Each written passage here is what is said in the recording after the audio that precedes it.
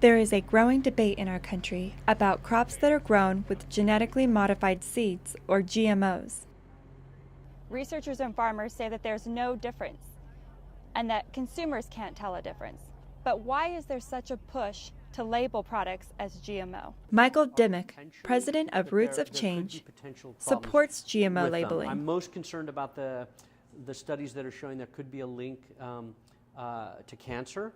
I think there needs to be a lot more study, and I think there needs to be very transparent study, and there needs to be longitudinal studies. That is long-term studies about the impacts on humans particularly. All we have now are basically studies having to do with mice and other species. And the seeded companies will argue that that the preponderance in science says it's safe.